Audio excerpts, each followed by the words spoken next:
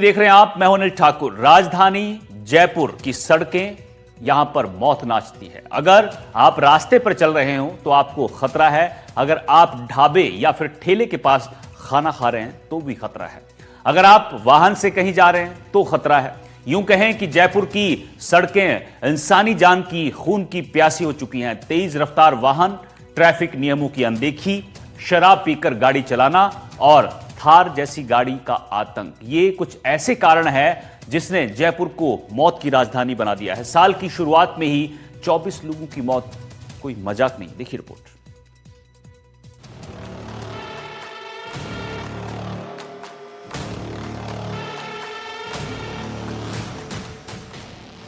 राजधानी में मौत बनकर दौड़ रही गाड़ियां, खून से रंगी हुई जयपुर की सड़कें, जगह जगह मौत का तांडव करते वाहन, वाहन पर सवार जान लेने को तैयार। राजधानी जयपुर की सड़कों पर अगर आप चलते हैं तो सावधान हो जाइए, कहीं आपके पीछे काल तो नहीं घूम रहा। बीते 1 महीने से सड़क हादसे यही बयां कर रहे हैं कि जयपुर की सड़कें खून से रंगी हुई हैं, जगह जगह मौत का तांडव मचा है। अब कौन सा वाहन आपको अपनी चपेट में ले ले, किसी को खबर नहीं। अगर आप सड़क पर चलते हैं या गाड़ी चलाते हैं तो आगे और पीछे देखकर चले, कहीं मौत आपके आगे पीछे तो नहीं घूम रही। जयपुर की बात करें तो पिछले 22 दिनों में जयपुर में 100 सड़क हादसे हुए हैं। हादसों में 24 लोगों की जिंदगियां खत्म हो गईं। बीते सिर्फ 1 हफ्ते में 4 सड़क हादसे, 4 लोगों की मौत। 18 जनवरी को गांधीनगर में हादसा, 4 साल के वियांशी की मौत, तेज रफ्तार के कारण हुआ था हादसा। 20 जनवरी को करधनी एक्सप्रेसवे हाईवे पर थार का आतंक, अनाया नाम की लड़की को थार ने कुचला। 22 जनवरी को बिना पार्क वाले इलाके में हादसा, ठेला लगाने वाले शख्स की हुई मौत। 24 जनवरी को जयंती बाजार में थार का आतंक, डिलीवरी बॉय फैजान की हुई मौत। 9 जनवरी को ऑडी चालक का आतंक, 16 लोगों को कुचला, 1 की मौत। जयपुर की सड़कों पर मौत नाच रही है। जयपुर की सड़कें खून से रंगी हैं, जगह जगह काल घूम रहा है। ये कभी भी किसी को भी अपनी आगोश में ले सकता है। सिर्फ 22 दिनों में 24 जिंदगियां खत्म हो गई।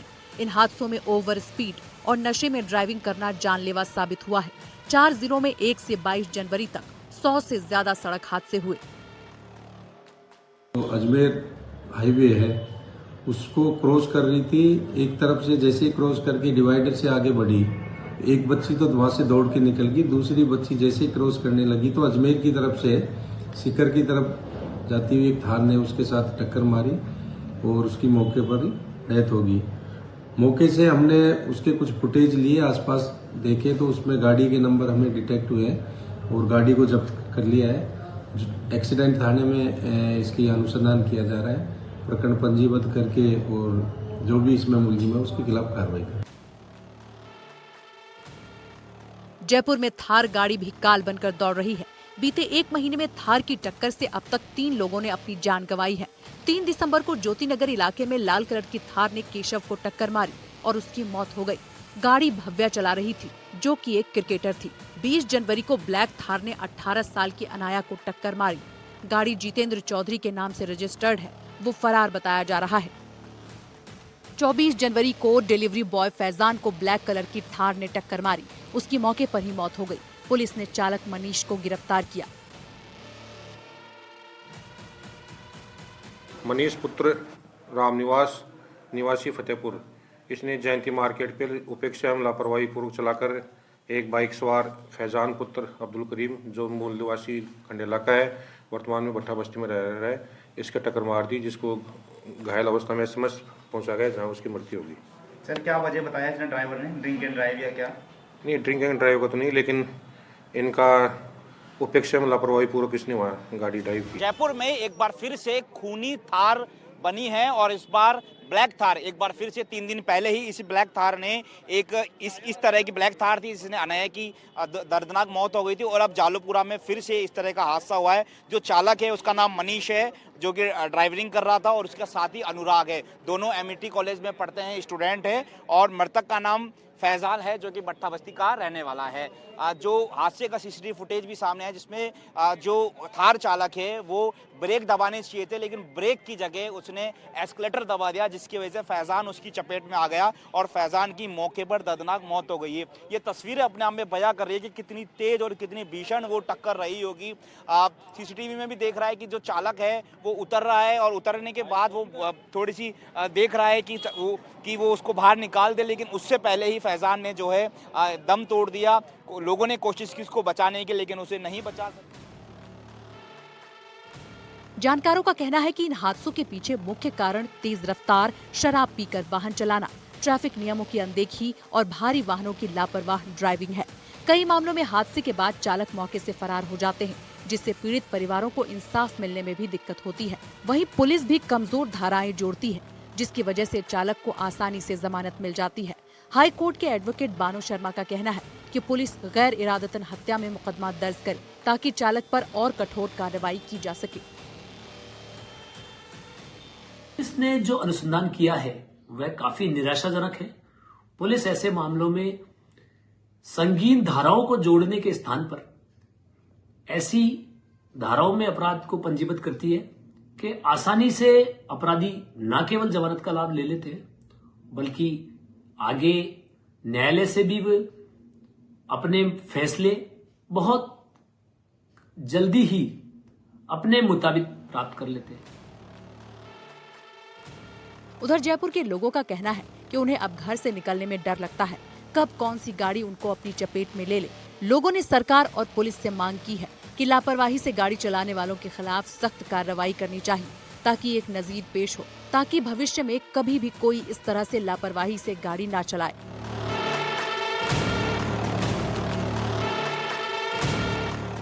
अभी तो साल शुरू हुए 1 महीना भी नहीं हुआ है, लेकिन अभी से जयपुर में सड़क हादसे तेजी से बढ़ रहे हैं।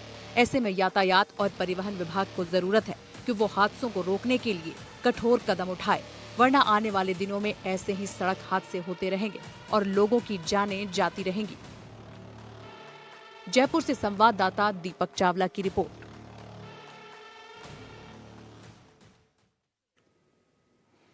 तो आपने देखा किस तरह से जयपुर की सड़कों पर मौत नाच रही है। अगर आप रास्ते पे चल रहे हो या कहीं ढाबे ठेले पर हो तब भी आपकी जान को यहाँ पर खतरा है। अगर आप वाहन से जा रहे हैं तब भी यहाँ पर खतरा है। जयपुर की सड़कों पर अगर थार की बात की जाए या फिर जो लग्जरी कारें हैं उनका कहर आप देख चुके हैं। 24 लोगों की मौत इस 1 महीने के अंदर, अभी महीना पूरा नहीं हुआ, 26 दिन, और 24 लोगों की मौत जो है वो साल की शुरुआत में हो चुकी है। चलिए अब आगे बढ़ते हैं। राजस्थान में रोहित गुदारा गैंग ने कारोबारियों के बीच दहशत फैला रखी है।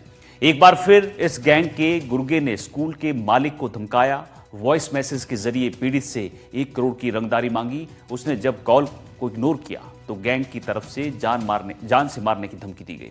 यह मामला बेहद गंभीर बताया जा रहा है क्योंकि स्थानीय बदमाशों की मदद से कई बार रोहित गुदारा गैंग ने हत्या भी करवाई है। इतनी संवेदनशीलता के बाद भी अब तक पीड़ित और उसके परिवार को सुरक्षा पुलिस नहीं दे पाई है।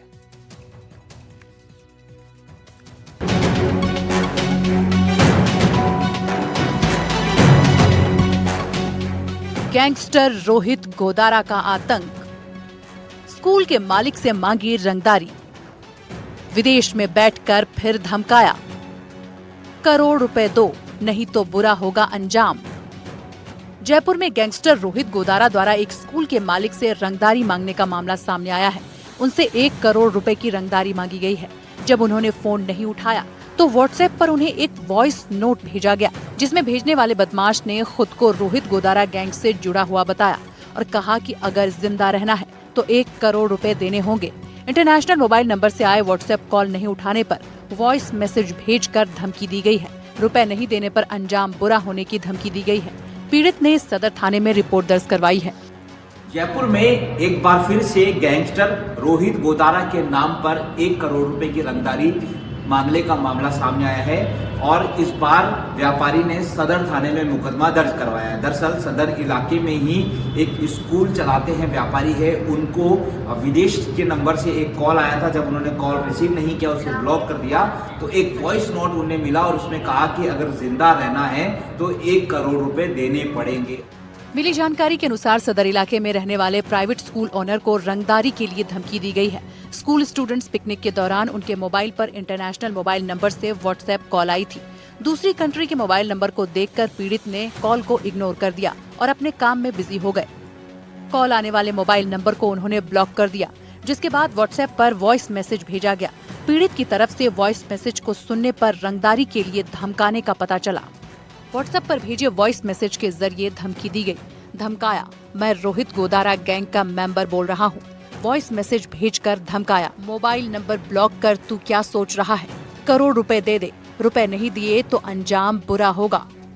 पुलिस ने बताया कि पीड़ित की शिकायत पर सदर थाने में रिपोर्ट दर्ज करा ली गई है। मामले की जांच की जा रही है। आईपी एड्रेस के जरिए धमकी देने वाले को पकड़ने के लिए पुलिस टीम लगी हुई है। उधर पीड़ित ने कहा है कि अभी तक उन्हें पुलिस सुरक्षा नहीं मिली है, उनकी सुरक्षा बढ़ाई जाए। उनको और उनके परिवार को खतरा है, परिवार डर के साए में जी रहा है।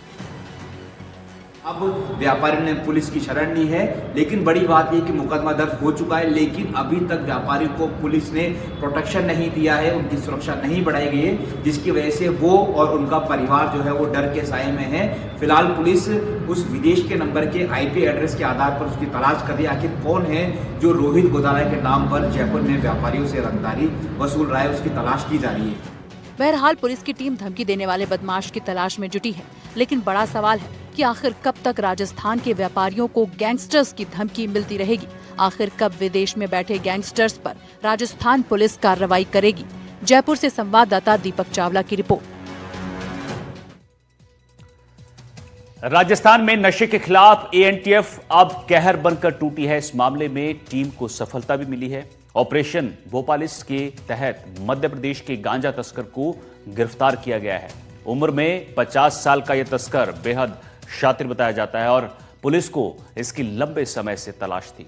मध्य प्रदेश के भोपाल यानी मध्य प्रदेश की राजधानी भोपाल का ये रहने वाला तस्कर कैसे पुलिस के हत्थे चढ़ा, जयपुर से हमारी इस रिपोर्ट में आप देखिए। राजस्थान में नशे के खिलाफ चल रही मुहिम के तहत एंटी नारकोटिक्स टास्क फोर्स को बड़ी सफलता मिली है। ऑपरेशन भोपालिस्ट के तहत एएनटीएफ ने मध्य प्रदेश से शातिर गांजा तस्कर को गिरफ्तार कर लिया है। आरोपी ने 6 सालों से लगातार गांजा तस्करी कर अपना बड़ा नेटवर्क तैयार कर लिया था। ये तस्कर मध्य प्रदेश, राजस्थान ही नहीं बल्कि अन्य राज्यों तक फैले नेटवर्क की अहम कड़ी था। गिरफ्तार आरोपी मध्य प्रदेश के भोपाल का रहने वाला है। उसकी उम्र करीब 50 साल बताई जा रही है। जांच में ये बात सामने आई है कि आरोपी की मां गंभीर बीमारी से पीड़ित थी। इलाज और घरेलू खर्चों के चलते उस पर भारी कर्ज बढ़ गया था। शुरुआत में उसने मेहनत मजदूरी और छोटे मोटे काम किए, लेकिन कर्ज नहीं उतर पाया। हालात बिगड़ते चले गए और इसी दौरान उसने पहले छोटी मोटी चोरी की, फिर धीरे धीरे गांजा तस्करी के संपर्क में आया। जल्दी पैसे कमाने की चाह में आरोपी ने गांजा तस्करी को ही अपना स्थायी धंधा बना लिया। देखते ही देखते वो एक छोटे अपराधी से पेशेवर ड्रग्स तस्कर में तब्दील हो गया। ऑपरेशन भोजालिस्ट चलाकर मध्य प्रदेश से एएनटीएफ की टीम ने भोपाल सिंह को गिरफ्तार किया। यह तस्कर पिछले 8 वर्षों से सक्रिय रहकर मध्य प्रदेश के अफीम उत्पादक क्षेत्रों से अफीम और डोडा चूरा की बड़े पैमाने पर आपूर्ति राजस्थान के बड़े सरगनाओं को राजस्थान में खपत के लिए करता रहा है और साथ ही यह मध्य प्रदेश की सीमा तक उन तस्करों को एस्कॉर्ट करने का भी काम करता था। धीरे धीरे इसने अपनी जड़ें इतनी गहरी जमा ली कि राजस्थान में मध्य प्रदेश से अफीम उत्पादों को भेजने का यह एक मुख्य सूत्रधार बन बैठा। पिछले 8 वर्षों से सक्रिय यह अपराधी लगातार पुलिस को चकमा देता रहा। करीब आधा दर्जन प्रकरण इसके खिलाफ दर्ज हैं। आरोपी ने सिर्फ खुद के फायदे के लिए नशे का ऐसा जाल बुना जिसने कई परिवारों को बर्बादी की तरफ धकेल दिया। ज्यादा मुनाफे की लालसा में उसने अपने नेटवर्क को लगातार बढ़ाया। भोपाल से गांजे की खेप उठाकर वो राजस्थान के दूर दराज इलाकों तक सप्लाई करता रहा। एएनटीएफ की बड़ी कार्रवाई, मध्य प्रदेश से शातिर तस्कर गिरफ्तार। 6 सालों से लगातार कर रहा था गांजे की तस्करी। भोपाल का रहने वाला है तस्कर। गिरफ्तार तस्कर की उम्र 50 साल। मां के इलाज और गरीबी का दिया हवाला। धीरे धीरे बन गया पेशेवर गांजा तस्कर। उसका मकसद साफ था, ज्यादा से ज्यादा माल, ज्यादा से ज्यादा पैसा।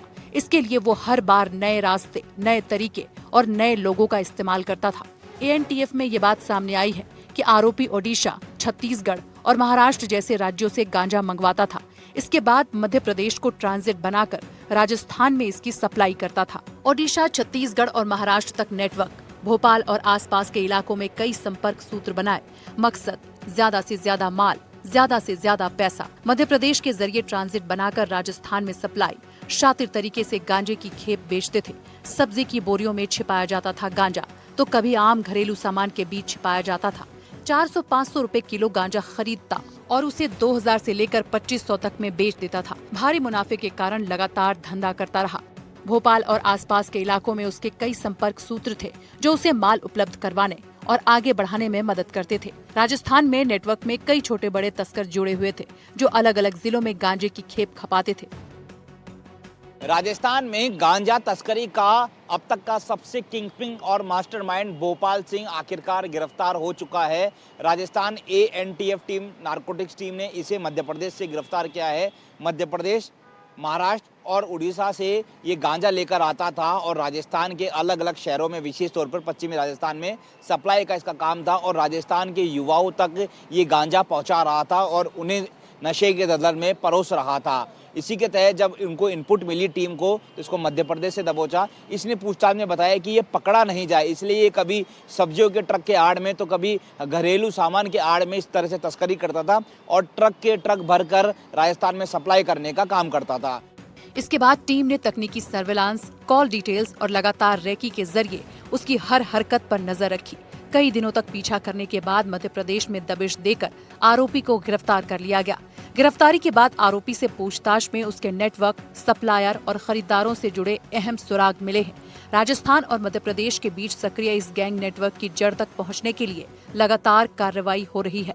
ऑपरेशन भोपालिस्ट के जरिए ANTF ने साफ कर दिया है कि नशे के सौदागरों के लिए राजस्थान में कोई जगह नहीं है। ये कार्रवाई न सिर्फ एक तस्कर की गिरफ्तारी है बल्कि पूरे ड्रग्स नेटवर्क के लिए कड़ा संदेश भी। पूरे ऑपरेशन का भोपाल लिस्ट नाम जो है ANTF टीम ने रखा क्योंकि इसका नाम भोपाल है तो उससे जोड़कर ये नाम रखा गया। बहरहाल इस ऑपरेशन में अब टीम को सफलता मिल चुकी है। आरोपी को गिरफ्तार कर लिया है, इससे पूछताछ की जा रही है। अब पूछताछ में इससे कनेक्टेड लोग कौन कौन राजस्थान में शामिल है, कौन कौन कहाँ छिपे और कैसे कैसे ये राजस्थान के युवाओं तक नशा पहुँचाने का काम कर रहा था, फिलहाल हर एंगल से इससे पूछताछ की जा रही है। सहयोगी निर्मल के साथ दीपक चावला, NDTV, जयपुर। बीकानेर में 48 लाख रुपए की ठगी, डिजिटल अरेस्ट कर 48 लाख रुपए की ठगी को अंजाम दिया गया। सास बहू को 3 दिन तक डिजिटल अरेस्ट रखा गया। NIA अधिकारी बनकर फर्जी अरेस्ट वारंट भेजे गए और वीडियो कॉल पर दिखाया फर्जी NIA ऑफिस। FD तोड़वाकर RTGS से ट्रांसफर पैसे कराए गए और साइबर थाने में मामला दर्ज कराया गया और इसकी जांच जारी है। सुप्रीम कोर्ट का फर्जी अरेस्ट वारंट भेजकर आप अंदाजा लगा सकते हैं किस तरह से इस ठगी को अंजाम दिया गया है। कांता शर्मा जो सेवानिवृत्त शिक्षिका है, उनके द्वारा दिनांक 24 जनवरी को पुलिस थाना साहिब पर यह प्रकरण दर्ज करवाया गया है कि मेरे जे डिजिटल अरेस्ट करके मेरे साथ में करीब 48 लाख रुपए की धोखाधड़ी की और 48 लाख रुपए की धोखाधड़ी के धोखेबाज ने साइबर फ्रॉडस्टर्स ने अपने खाते में रुपए ट्रांसफर करवा लिए, जिस पर प्रकरण दर्ज कर लिया गया है, मुकदमा दर्ज कर लिया है, जिसकी जांच जारी है। करीब हमने 22-23 लाख रुपए के करीब राशि होल्ड करवा दी है, बचा लिए है। बीकानेर के करनी नगर में 2 महिलाओं को डिजिटल अरेस्ट करके उनसे 68 लाख रुपए की ठगी करने का मामला सामने आया है। महिलाओं से 68 लाख ठगी करने के बाद महिलाएं साइबर थाने पहुंची है, जिस पर पुलिस ने तत्काल कार्रवाई करते हुए करीब 22 से 23 लाख रुपए जो होल्ड करवा लिए हैं और अन्य जो रुपए हैं उन्हें भी वापस लाने की पुलिस द्वारा कोशिश की जा रही है। बता दें कि महिलाओं को घर पे ही डिजिटल अरेस्ट किया गया और उन्हें उनके पास जो पैसे नहीं थे तो उनको बैंक भेजा गया। महिलाएं बैंक जाती है और अपनी FD तोड़ाती है और उसके बाद उनके द्वारा जो बताए गए अकाउंट है उनमें पैसे ट्रांसफर कर देती है। फिलहाल पुलिस ने मामला दर्ज कर दिया है और करीब 23 लाख रुपए जो है होल्ड कर लिए और अन्य रुपयों को भी वापस लाने की कार्रवाई की जा रही है। मैं साथी कैमरामैन SN जोशी के साथ गिरिराज बादानी, NDTV, बीकानेर। अगली खबर जयपुर से आपको बताते हैं। यहां ANTF की ऑपरेशन न्यूनाल में बड़ी सफलता मिली है। 25,000 का इनामी नशा तस्कर है, उसको गिरफ्तार किया गया है। 2 साल से ये नशा तस्कर फरार चल रहा था। मादक पदार्थ की तस्करी के खिलाफ इन दिनों आपको बता दें कि ANTF की टीम ताबड़तोड़ कार्रवाई कर रही है। एक बार फिर एंटी नारकोटिक्स टास्क फोर्स ने ऑपरेशन न्यूनाल के तहत बड़ी कार्रवाई हासिल की है। टीम ने कामयाबी हासिल की है। टीम ने 2 साल से फरार चल रहे 25,000 रुपए के इनामी अंतर्राज्यीय नशा तस्कर कमल उर्फ कमलेश को दबोच लिया। आरोपी लंबे वक्त से अफीम और डोडा पोस्ट की तस्करी में लिप्त था और एनडीपीएस एक्ट के मामले में वांछित चल रहा था। एएनटीएफ के द्वारा नशाखोरों, नशे के स्वयंभू ठेकेदारों, सूत्रधारों के खिलाफ लगातार कहर बरपाने की कार्रवाइयां बड़े वेग से जारी हैं। लगातार तीसरे दिन तीसरी जबरदस्त बड़ी कार्रवाई करते हुए बड़ी हैट्रिक लगाई है एएनटीएफ की टीम ने।